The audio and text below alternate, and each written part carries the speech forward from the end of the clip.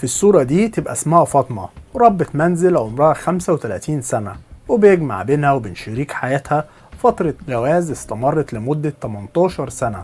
جوزها يبقى اسمه السيد، وشغال غفير نظامي وعمره 52 سنة، وكانوا عايشين مع بعض في واحد من البيوت الريفية البسيطة بقرية الستاموني ده أهلية، ومخلفين ولد وبنت.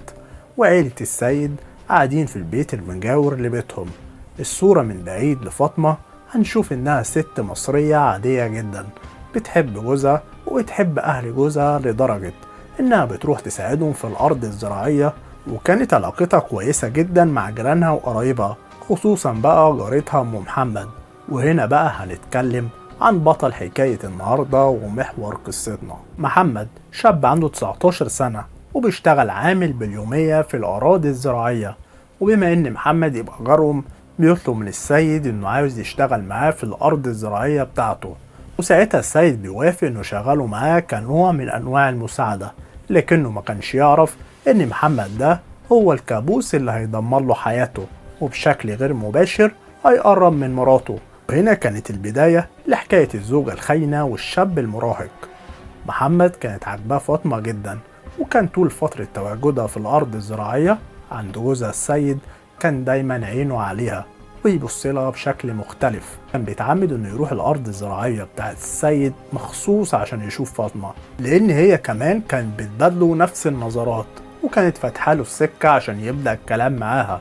وكانت بتتردد دايما على بيت جارتها الست ام محمد علشان محمد يتجرأ ويتكلم معاها ويقول لها انه معجب بيها، وهي كمان بتقوله انها بتبادله نفس المشاعر وانها معجبه بيه، وبيتبادلوا ارقام التليفونات.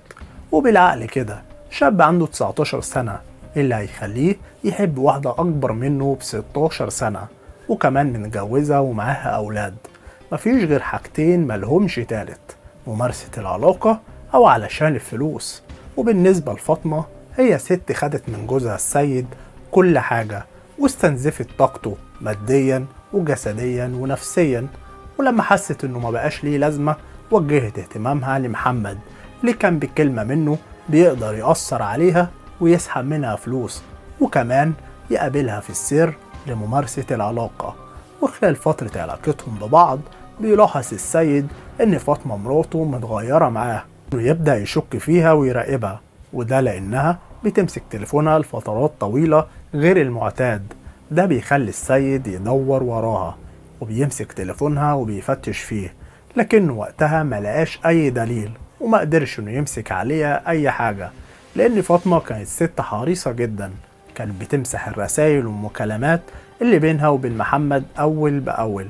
وفي يوم فاطمة كانت عند السيد في الارض الزراعية وقت وجود محمد عاشقها، وساعتها بيلاحظ السيد ان نظراتها هي ومحمد لبعض مش طبيعية، وساعتها بيحكم عليها انها ما تروحش الارض الزراعية تاني، وكمان بيمنعها انها تروح لجارتها ام محمد.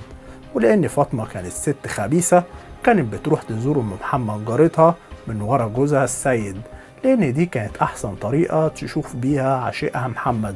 وبتفكر فاطمة في فكرة أبلسة علشان تكون شايفة محمد قدامها طول الوقت. فاطمة بتقدم للسيد جوزها اقتراح، وبتقول له إيه رأيك لما نخطب بنتنا لمحمد جارنا؟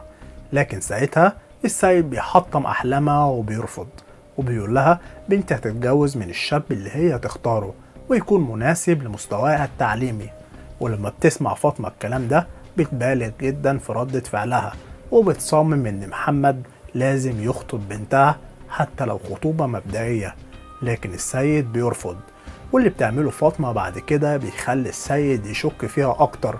فاطمة بتعمل مشاكل بسبب الموضوع ده، وبتمنعه انه يقرب منها ويلمسها لمدة شهور. لكن وقتها السيد بيستعجب من ردة فعلها، وبيروح زيارة لأهله وبيحكي لهم عن اللي حصل، وبيقول لهم انه بيفكر الانفصال عن فاطمة، لكن عيلته ساعتها بترجعه عن قراره عشان خاطر ولاده. طب ليه فاطمة بتفكر انها تتخلص من السيد جوزها وما تتطلقش مثلا؟ فاطمة بتقول في اعترافاتها ان محمد كان ليه تأثير كبير عليها، وقدر انه يقنعها انها تساعده انه يتخلص من السيد عشان يبقوا مع بعض. وبيقول لها انها لو اتطلقت من السيد جوزها واتجوزها هو، السيد ممكن يحرمها من ولادها، وهتبقى في نظرهم الست الخاينة اللي سابت أبوهم علشان تتجوز من راجل تاني. وساعتها بيعجب فاطمة الكلام ده قوي، لأنها كانت عاوزة تطلع من الجوازة دي مش خسرانة أي حاجة حتى الميراث. وبيقعد محمد مع فاطمة يفكروا ويخططوا لمدة أسبوع على طريقة يتخلصوا بيها من السيد، لحد ما أخيرا بيوصلوا لطريقة إن محمد يدخل البيت ويخلص على السيد، وتبان الجريمة إنها حادثة سرقة. تعالوا نروح مع بعض ليوم الجريمة.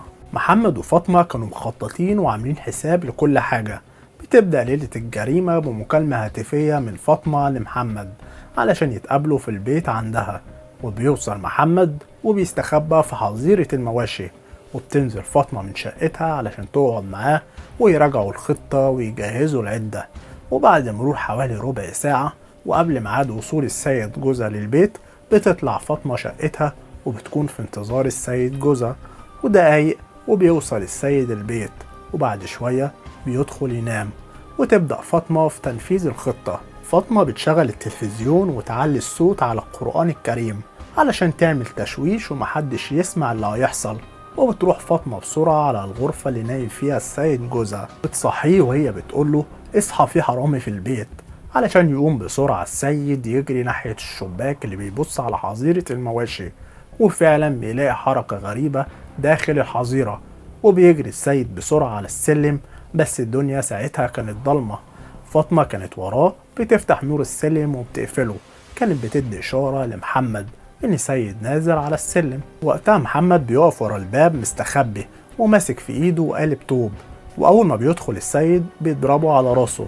من شدة الضربة بيقع السيد على الأرض وهو فاقد للوعي. ساعتها محمد ما بيكتفيش بكده، بنفس قالب الطوب بينهال على السيد بعدة ضربات، وكل ده بيحصل قدام عيون فاطمة مراته. وساعتها السيد كان بيحاول انه يستعيد وعيه، ولما بيشوف فاطمة بيشاور لها عشان تلحقه، كان الرد عليه طعنة في الظهر بأداة حادة. فاطمة كانت مخبية السكينة دي تحت السلم لوقت اللزوم. فاطمة فعليا كانت بتطعن السيد من ظهره وهو حي بخيانتها ليه، وخلصت عليه برضه بطعنة في الظهر. وفي اللحظات الأخيرة في حياة السيد هو كان حاسس إنه خلاص هيفارق الحياة، لكنه بيقول لفاطمة ارحميني وسيبيني أعيش علشان أربي ولادي. في الجانب التاني محمد خاف لفاطمة تحن، خصوصا إنها طول ال 18 سنة جواز ما شافتش مع السيد غير كل خير ومعاملة طيبة. بيقرر محمد إنه لازم يخليه يسكت نهائي، وبيجيب الفاس وبينزل بيه على دماغ السيد وبيكسر راسه تماما. ملامحه حرفيا ما كانتش موجودة. ولما بيتأكدوا إنه خلاص السيد فارق الحياة وانتهى، بيشيلوه بيرموه قدام باب الحظيرة. وبتجري فاطمة على شقتها، بتغير العباية اللي كان عليها آثار الدم وبتحطها في شنطة سودا وبتديها لمحمد علشان يخفيها تماما. ومن نفس المكان اللي محمد دخل منه للبيت بيخرج منه. وتاني يوم الصبح بدري فاطمة بتنزل على حظيرة المواشي وبتعمل نفسها إنها مصدومة من منظر السيد، وبتصرخ وبتنهار من العياط. وساعتها والدة السيد بتطلع على صوتها. فاطمة بتقول لها الحقيني، في عصابة اقتحموا البيت علشان يسرقوا المواشي وقتلوا السيد. الست والدة السيد بتلاقي ابنها منظره صعب جدا، فبتصرخ وبيطلع على صوتها ابنها التاني أخو السيد. محمد عشيقة كمان بيطلع على الصوت وبيمثل إن هو مصدوم من المنظر، وبيشيل معاهم السيد علشان ينقلوه على المستشفى. وساعتها الدكتور بيبلغهم بالخبر المؤسف وبيقول لهم البقاء لله. وبيوصل اخطار من المستشفى لاسم الشرطة، وبيوصل فريق أمني للتحقيق في الجريمة ومعاينة مكان الحادثة. وساعتها تصرفات فاطمة وتوترها بيلفت انتباه رجال الشرطة وبيشكوا فيها. لما بيتم استجوابها بيتأكد إن في عصابة لسرقة المواشي هي اللي قتلت جوزها. ولما ضابط المباحث بيفتش تليفونها بيكتشف إن في رقم كانت متصلة بيه قبل وقوع الجريمة بساعات، وبياخد الرقم من تليفونها. ومع البحث بيكتشف إن ده يبقى رقم محمد جارها، وبيجيب محمد للتحقيق معاه. وساعتها بيلفت انتباه ضابط المباحث الجروح اللي في ايد محمد اللي حصلت نتيجة اشتباكه مع السيد. وساعتها ضابط المباحث بيسأله الجروح اللي في ايدك دي من ايه؟ وساعتها محمد بيصدم من السؤال وبيسكت، لكن الجروح لوحدها ما كانتش كفاية علشان تكشف الجريمة. ولما بيطلع تقرير الصفة التشريحية للسيد بيكتشفوا إن الجروح اللي في إيد محمد دي من ضوافر السيد جوز فاطمة، وبيتم تفتيش بيت محمد علشان يلاقوا الشنطة اللي كان فيها العباية بتاعت فاطمة اللي كان عليها دم السيد. وبيتواجه محمد بالأدلة، وبعد ساعات من التحقيقات المتواصلة بيعترف محمد وبيأكد علاقته بفاطمة. فاطمة أثناء اعترافاتها بتقول حاجة لرجال الشرطة بتلفت انتباهي. فاطمة بتقول لرجال الشرطة إن السيد عمره ما ضربها ولا أساء معاملتها، باستثناء الفترة الأخيرة وقت ما كانت بتخونه مع عشيقها محمد. كان بيعاملها بشكل مش كويس لأنه كان شاكك في سلوكها إن في حاجة بينها وبين محمد، ولأنها كانت عارفة كويس إنه لو مسك عليها حاجة مش هيرحمها، فنسيت عشرة ال 18 سنة اللي عاشتهم معاه وافتكرت بس الفترة الأخيرة. ولما اتسألت إيه الفرق بين محمد وبين السيد جوزك، قالت لهم فرق السن وحلاوة البدايات. وبتنزل فاطمة وعشيقها محمد آخر جلساتها في محكمة جنايات المنصورة، وبيتحكم عليهم بتحويل أوراقهم لفضيلة المفتي.